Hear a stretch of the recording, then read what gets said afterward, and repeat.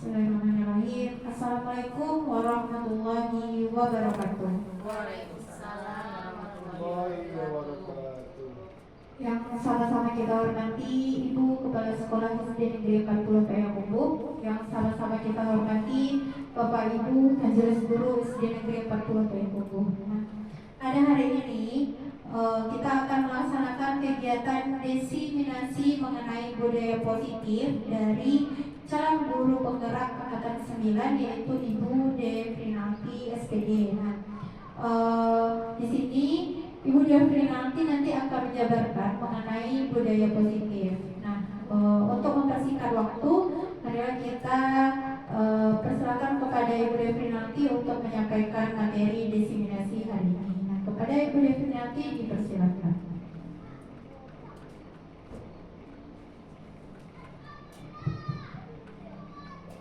Baik, terima kasih Ibu Rani. Bismillahirrahmanirrahim. Assalamualaikum warahmatullahi wabarakatuh. Waalaikumsalam warahmatullahi wabarakatuh. Yang terhormat Ibu Kepala SD Negeri 40 Payakumbuh, yang terhormat Bapak Ibu Majelis Guru, puji syukur kita mengucapkan kehadiran Allah Subhanahu wa Ta'ala yang telah memberikan rahmat dan karunia-Nya kepada kita semua, sehingga kita dapat hadir di ruangan ini. Selawat beriringan salam tak lupa pula kita curahkan kepada Nabi kita, yakni Nabi besar Muhammad Sallallahu Alaihi Wasallam, yang telah membawa kita semua dari alam yang tidak tahu apapun kepada alam yang serba canggih seperti yang kita rasakan pada saat sekarang ini. Baiklah, sebelum kita mulai memaparkan tentang budaya positif, supaya lebih semangat lagi, kita adakan ice breaking dulu ya Bapak Ibu. Ya. Nah, nanti ice breakingnya kalau tepuk 1 berarti seperti ini, grek door. Kemudian tepuk 2, grek door.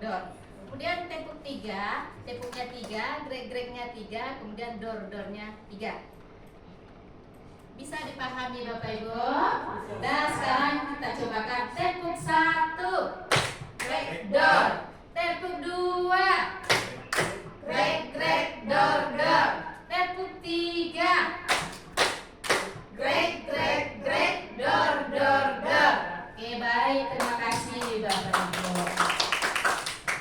Nah, sekarang kita lanjut ke materi kita. Di sini saya ingin berbagi pengalaman apa yang saya dapatkan selama di CGP, selama kegiatan CGP.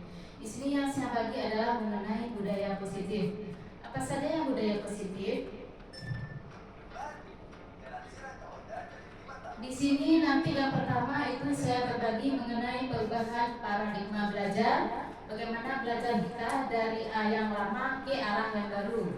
Kemudian lagi juga saya berbagi di sini mengenai disiplin positif. Selanjutnya saya berbagi nilai-nilai kebajikan, kemudian kebutuhan dasar manusia, motivasi perilaku manusia, posisi kontrol guru, keyakinan kelas, kemudian yang terakhir nanti saya berbagi itu segitiga restitusi. Kemudian kita lanjut ke yang pertama, yaitu pembelajaran dengan paradigma baru. Apa pembelajaran yang paradigma baru ini? Pembelajaran dengan paradigma baru merupakan pembelajaran yang dirancang berdasarkan prinsip pembelajaran berdiferensiasi, sehingga para peserta didik belajar sesuai kebutuhannya berdasarkan hak perkembangannya sesuai teori psikologis modern untuk mewujudkan profil pelajar Pancasila. Itu yang pembelajaran berdiferensiasi nanti akan bisa kita terapkan di anak didik kita. Kemudian lagi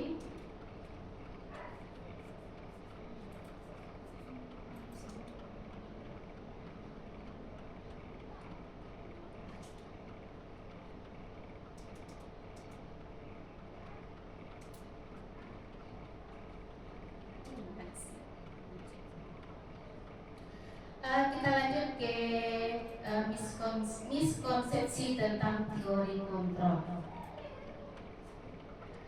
Di sini ada beberapa miskonsepsi. Di sini ada ilustrasi bahwa semua penguasa positif positif, efektif, dan bermanfaat. Itu adalah anggapan yang salah. Kemudian lagi ada ilusi bahwa orang dewasa berhak memaksa. Nah, itu juga anggapan yang salah, seperti yang kita lihat pada anak didik kita. Kita tidak bisa memaksa murid kita. Kemudian lagi ilusi bahwa kritik dan membuat rasa bersalah mampu menguatkan karakter. Itu juga anggapan yang salah. Kalau kita lakukan dalam kehidupan kita atau kegiatan kita sehari-hari, kita mengatakan kamu tidak mampu untuk membuat ini, atau kita membuat anak itu merasa bersalah. Setelah kita membuat anak itu merasa bersalah, ternyata itu tidak membuat karakter anak. Itu adalah anggapan yang salah. Kemudian lagi lanjut ke mengubah paradigma stimulus respon ke pendekatan teori kontrol. Yang pertama itu stimulus responnya, yaitu realitas kebutuhan kita sama. Kenyataannya atau kontrolnya, realitas kita, kebutuhan kita itu berbeda. Nah, berarti kita tidak bisa menyamakan antara kebutuhan kita dengan anak didik kita. Kemudian lagi, yang kedua, semua orang melihat hal yang sama. Kemudian teori kontrolnya, setiap orang memiliki gambaran yang berbeda. Berikut, kita mencoba mengubah orang berpandangan sama dengan kita. Kemudian teori kontrolnya, kita berusaha memahami pandangan orang lain tentang dunia. Berarti pandangan kita tidak sama dengan orang lain. Kemudian yang berikutnya, perilaku buruk dilihat sebagai suatu kesalahan. Teori kontrolnya, semua perilaku memiliki tujuan. Mungkin mata kita adalah perilaku anak didik kita salah, tetapi anak didik kita menyatakan itu dilakukan untuk sebuah tujuan. Berikutnya, orang lain bisa mengontrol saya. Hanya Anda yang bisa mengontrol diri Anda sendiri. Berarti seperti yang diterapkan oleh Bapak Rizal tadi, ada namanya sebuah benda yang digenggam. Benda yang digenggam ini apakah kita membuka atau tidaknya itu tergantung kepada diri kita sendiri, tergantung kepada kebutuhan yang kita miliki. Itu adalah, jadi yang kesimpulannya di sini, yang bisa mengontrol diri kita sendiri adalah diri kita sendiri, bukan orang lain. Mau dibujuk, mau dirayu, atau mau dikasih uang, itu juga tergantung kepada diri kita sendiri. Jadi posisi kontrolnya terletak pada diri kita sendiri. Ya, begitu ya Pak Eko. Dan lanjut yang berikutnya, saya bisa mengontrol orang lain. Kemudian Anda tidak bisa mengontrol orang lain. Yang ada juga paradigma baru. Kemudian pemaksaan ada pada saat rujukan gagal. Kemudian teori kontrolnya, kolaborasi dan konsensus menciptakan pilihan-pilihan baru. Berikut model berpikir menang atau kalah. Kemudian teori kontrolnya di sini adalah model berpikir menang-menang. Nah, itu yang teori stimulus, respon, dan teori kontrol. Berikutnya kita lanjut mengenai disiplin positif. Di sini juga saya sudah mempelajari, mendapatkan materi tentang disiplin positif. Saya juga ingin berbagi dengan Bapak Ibu semua. Kita mulai dari pengertian disiplin. Disiplin berasal dari kata disiplina yang artinya belajar. Disiplin mengacu pada disiplin diri yang memiliki tanggung jawab terhadap apa yang dilakukannya berdasarkan nilai-nilai yang diyakini. Kemudian disiplin positif merupakan salah satu cara penerapan disiplin yang bertujuan untuk menumbuhkan kesadaran serta memberdayakan peserta didik tanpa imbalan, penghargaan, reward, atau ancaman atau hukuman. Itu yang dikatakan disiplin. Berarti nanti kalau jika kita menerapkan disiplin kepada anak itu tepat waktu, misalnya dalam tepat waktunya, anak itu datang ke sekolah berdasarkan penghargaan yang kita berikan, berarti itu namanya bukan disiplin positif. Kita lanjut. Sebagai pendidik, tujuan kita adalah menciptakan peserta didik yang memiliki disiplin diri sehingga mereka berperilaku mengacu kepada nilai-nilai kebajikan universal dan memiliki motivasi intrinsik dalam perubahan perilaku ke arah yang lebih baik. Jadi disiplin di sini itu adalah tumbuh dari diri anak itu sendiri, bukan dari hadiah tadi atau iming-iming yang diberikan kepada anak. Itu dia mengenai disiplin positif. Kemudian kita lanjut nilai-nilai kebajikan. Nilai-nilai kebajikan yang kita inginkan yaitu menciptakan generasi yang memiliki profil pelajar Pancasila. Ada 6 dimensi profil pelajar Pancasila, yaitu beriman dan bertakwa kepada Tuhan Yang Maha Esa, berkebinekaan global, mandiri, bergotong royong, bernalar kritis dan kreatif. Itu yang kita harapkan nilai-nilai kebajikan yang ada pada diri anak didik kita. Itu profil pelajar Pancasila ya Bapak Ibu. Kemudian lanjut yang berikutnya itu kebutuhan dasar manusia. Kebutuhan dasar manusia adalah segala sesuatu yang kita lakukan untuk mendapatkan apa yang kita inginkan. Seluruh tindakan yang kita lakukan memiliki tujuan tertentu dan semua usaha terbaik yang kita lakukan adalah dalam rangka agar kebutuhan dasar kita terpenuhi dengan baik. Di sini ada 5 kebutuhan dasar manusia yang setiap orang menginginkan 5 kebutuhan dasar ini. Yang pertama yaitu kebutuhan bertahan hidup. Kebutuhan bertahan hidup di sini yaitu kita harus memiliki makanan, pakaian, tempat tinggal, keamanan dan kesehatan itu yang kita butuhkan. Kemudian kebutuhan dasar berikutnya yaitu penguasaan. Jadi kita sebagai manusia siapapun itu kita juga memiliki kebutuhan penguasaan. Apa yang penguasaan di sini?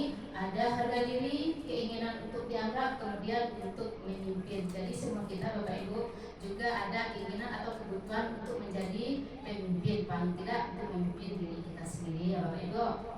Kemudian lagi lanjut ke kebutuhan dasar yang diinginkan manusia yaitu kesenangan. Kesenangan di sini yaitu bermain, humor, antusiasme, kemudian tertawa. Itu adalah kebutuhan yang dibutuhkan oleh setiap manusia siapapun itu. Kemudian lagi kebutuhan kasih sayang dan rasa diterima. Walaupun kita baru di masyarakat misalnya, kita juga memiliki keinginan untuk rasa diterima, diperdulikan, berbagi, kerjasama, menjadi bagian dari dalam kelompok. Itu tidak bisa kita hindari Bapak Ibu, karena itu adalah kebutuhan dasar kita. Kemudian lagi kebutuhan dasar kita yang berikutnya yaitu kebebasan. Kebebasan di sini yaitu mandiri, memiliki pilihan, mencoba hal baru, mampu mengendalikan arah dirinya sendiri. Itu adalah 5 kebutuhan yang ingin dimiliki oleh manusia, yang harus dimiliki oleh manusia. Kemudian lagi lanjut 5 posisi kontrol guru. Nah, di sini kita sebagai seorang guru kita memiliki 5 posisi kontrol. Yang pertama yaitu guru sebagai penghukum, guru sebagai pembuat merasa bersalah, kemudian guru sebagai teman, guru sebagai pemantau, dan guru sebagai manajer. Di mana letak kita nanti Bapak Ibu tergantung kepada diri kita sendiri. Mau jadi posisi kontrol di mana gitu. Kita lihat menurut kita nanti kan ada 5 posisi kontrol. Menurut kita mana yang bagus kita terapkan terhadap anak didik kita. Yang pertama yaitu posisi sebagai penghukum. Di sini dikatakan guru itu sebagai penghukum. Di sini masalahnya siswa tidak memakai atribut lengkap saat upacara. Jika kita suruh untuk hormat kepada bendera, jika kita suruh lari, itu namanya kita sebagai guru, posisi guru sebagai penghukum. Kemudian lagi yang kedua yaitu berapa kali ibu atau bapak harus memberitahu kamu selalu saja mengecewakan ibu atau bapak. Di sini kalau seandainya itu yang kita lakukan kepada anak, berarti posisi kita adalah membuat merasa bersalah. Kemudian lagi yang berikutnya, di sini ayo dong ikuti aturan sekolah. Tolong bantu ibu atau bapak ya sekali ini. Ya sudah tidak apa-apa, lain kali jangan sampai berbuat seperti ini lagi ya. Berarti kalau itu kita lakukan kepada anak, kita sebagai posisi kontrol teman. Nanti tergantung kita lagi Bapak Ibu mau gimana kita ya, posisi apa yang kita gunakan. Kemudian lagi kalau kita sebagai pemantau, kalau kita lakukan ini kepada siswa kamu sudah melanggar peraturan sekolah, kamu tahu konsekuensinya. Setelah upacara kamu balik atributnya ke koperasi dan jangan diulangi lagi. Itu adalah posisi guru sebagai pemantau, kalau itu yang kita lakukan ya Bapak Ibu. Kemudian lagi lanjut posisi guru sebagai manajer. Jika ini yang kita lakukan, apakah kamu tahu kesalahanmu? Kira-kira bagaimana kamu memperbaiki kesalahanmu? Kalau itu yang kita lakukan, kita sebagai posisi di manajer. Tapi kalau menurut saya Bapak Ibu, yang sebaiknya, yang karena kurikulum kita kurikulum Merdeka sekarang, kalau menurut saya itu yang ingin saya lakukan itu sebagai posisi kontrol sebagai manajer, itu yang saya ingin lakukan. Itu tergantung kita masing-masing lagi Bapak Ibu. Kemudian lagi di sini ada contoh, jika kita melakukan ini, berapa kali Bapak harus memberitahu kamu ya? Gimana coba kalau orang tua kamu tahu kamu berbuat salah begini? Nah, kalau seperti ini kasusnya Bapak Ibu, atau seperti ini kita katakan kepada murid kita, sebagai apa kita di sini Bapak Ibu? Gimana coba kalau orang tua kamu tahu kamu berbuat salah begini? Berarti itu adalah posisi pembuat merasa bersalah. Kemudian lagi kita lanjut ke keyakinan kelas. Itu beda nanti ya Ibu, kenapa keyakinan kelas, kenapa tidak peraturan kelas, itu beda nanti. Kalau dulu mungkin peraturan kelas yang kita gunakan, sekarang namanya itu keyakinan kelas. Apa yang keyakinan kelas? Ini dalam pembentukan keyakinan kelas itu bersifat abstrak, berupa pernyataan universal, dibuat dalam pernyataan positif, sedikit saja agar mudah diingat, kemudian sesuai dengan kondisi kelas dan sekolah sehingga mudah diterapkan. Kemudian semua warga sekolah atau kelas dilibatkan saat membuat keyakinan kelas. Itu beda antara peraturan kelas dengan keyakinan kelas. Mungkin kalau peraturan itu hanya dibuat oleh guru saja, tapi kalau keyakinan itu melibatkan murid di dalam kelas kita masing-masing. Jadi sekarang namanya keyakinan kelas ya Bapak Ibu, bukan peraturan kelas lagi. Kemudian lagi di sini ada proses pembentukan keyakinan kelas. Apa yang harus kita lakukan dalam pembentukan keyakinan kelas? Yang pertama yaitu semua warga bebas berpendapat tentang peraturan yang perlu disepakati. Kemudian mencatat masukan, menyusun keyakinan kelas dan mengganti kalimat negatif menjadi positif. Nah, di sini contohnya mungkin yang pertama yang kita lakukan adalah membuat peraturan kelas. Misalnya pendapat anak tidak boleh mencoret dinding. Nah, itu adalah merupakan sebuah peraturan. Nanti yang tidak boleh mencoret dinding ini akan kita ubah kalimatnya menjadi kalimat positif. Nah, itu nanti setelah kita ubah menjadi kalimat positif, itu akan berubah menjadi keyakinan kelas. Kemudian lagi tinjau kembali pendapat yang telah dicatat. Kita sebagai guru harus meninjau kembali apa yang disampaikan oleh anak. Kemudian tinjau ulang lagi. Setelah dibuat, ditinjau dan disetujui dengan menandatangani. Jadi yang menandatangani di sini kita sebagai guru. Kalau anak mungkin terlalu banyak mungkin ya Bapak Ibu. Jadi nanti di keyakinan kelas kita akan ditandatangani. Kemudian keyakinan kelas atau kelas dapat diletakkan di dinding kelas. Nah, itu nanti Bapak Ibu. Kemudian lagi lanjut ke segitiga restitusi. Apa yang segitiga restitusi? Segitiga restitusi di sini adalah suatu proses dialog yang dijalankan oleh guru agar dapat menghasilkan murid yang mandiri dan bertanggung jawab. Kalau yang kita lakukan sekarang mungkin kita panggil anak, kemudian kita marahi. Itu bukan penerapan segitiga restitusi Bapak Ibu. Bagaimana penerapan segitiga restitusi di sini? Yang pertama tahapannya yaitu menstabilkan identitas. Kemudian tahapan yang kedua validasi tindakan yang salah, kemudian menanyakan keyakinan. Berikutnya, bagaimana kita menstabilkan identitas anak murid kita yang sedang ada bermasalah tadi? Berdasarkan prinsip membuat kesalahan adalah bagian dari proses pembelajaran. Sama dengan kita mungkin Bapak Ibu setelah kita melakukan kesalahan, itu adalah kita jadikan sebuah proses pembelajaran. Kemudian apa kata-kata yang kita ucapkan kalau dalam menstabilkan identitas? kita ucapkan berbuat salah itu wajar. Setelah itu tidak ada manusia yang sempurna. Kemudian ibu atau bapak juga pernah melakukan itu. Kemudian ibu atau bapak tidak mau mencari siapa yang salah, tapi ibu atau bapak ingin mencari solusi dari permasalahan ini. Kemudian kamu berhak merasa begitu. Itu adalah cara kita untuk menstabilkan identitas anak kita yang sedang bermasalah. Kemudian lagi kita lanjut tahap yang keduanya. Setelah kita stabilkan identitas anak kita tadi, kita validasi tindakan yang salah. Yang validasi tindakan yang salah ini berdasarkan prinsip setiap perilaku berupaya memenuhi suatu kebutuhan tertentu. Mungkin ucapan kita yang kita lakukan adalah, kamu pasti punya alasan mengapa melakukan hal itu. Kemudian padahal kamu bisa melakukan yang lebih buruk dari ini ya.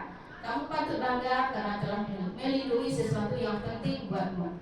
Kemudian kamu melakukannya karena mempertahankan sesuatu yang penting bagi kamu. Mungkin di sini Bapak Ibu dalam tahapan segi 3 restitusi ini kita harus menerapkan satu persatu, tidak boleh terbalik ya Bapak Ibu. Kemudian lagi tahapan yang ketiga yaitu menanyakan keyakinan. Setelah kita stabilkan identitas anak tadi, setelah kita validasi tindakan yang salah, tahap berikutnya yaitu menanyakan keyakinan. Berdasarkan prinsip teori kontrol, bahwa pada dasarnya kita termotivasi secara intrinsik.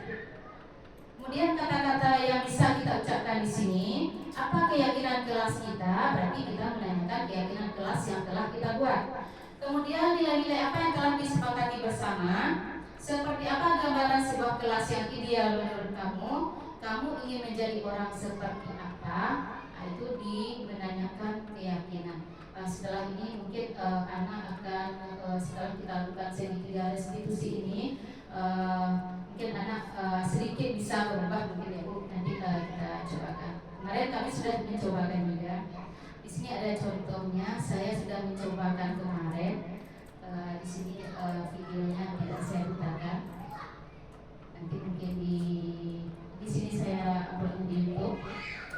Ini sedikit gambaran segi 3 restitusi yang saya lakukan.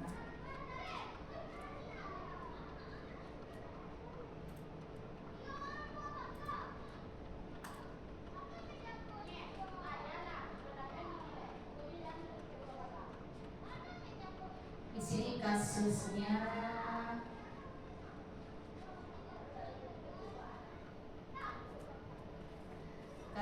saya mengerjakan tugas, tiba-tiba murid saya bernama Queen menuduh Tifa mencontek hasil tugasnya.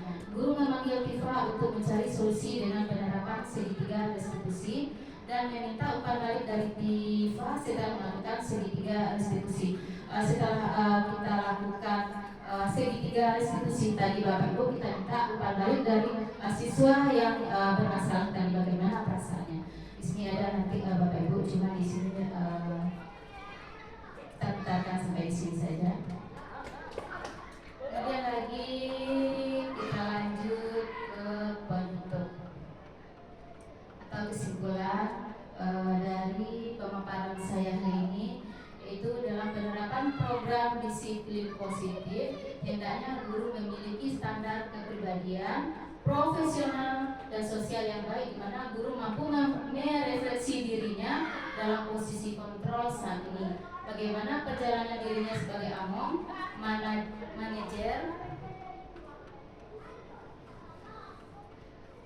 manajer yang menuntun murid-muridnya menjadi insan yang mandiri, merdeka, dan bertanggung jawab. Itu kesimpulan pembelajaran kita hari ini Bapak Ibu. Mudah-mudahan apa yang saya dapatkan selama CGP, kemudian saya juga sudah memaparkan kepada Bapak Ibu. Mudah-mudahan nanti setelah pemaparan ini Bapak Ibu juga dapat pengalaman dari saya. Saya ucapkan terima kasih, banyak salah saya mohon maaf. Saya sudahi. Assalamualaikum warahmatullahi wabarakatuh.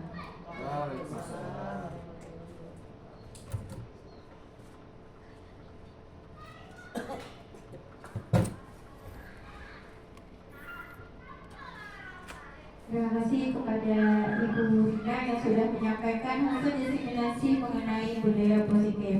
Nah, sebelum itu kita beri aplaus dulu untuk Ibu Rina. Nah, baik Bapak Ibu semuanya, itu adalah rangkaian dari kegiatan diseminasi mengenai budaya positif. Saya sebagai protokol jika terdapat kesalahan, mohon maaf. Saya sudahi dengan Assalamualaikum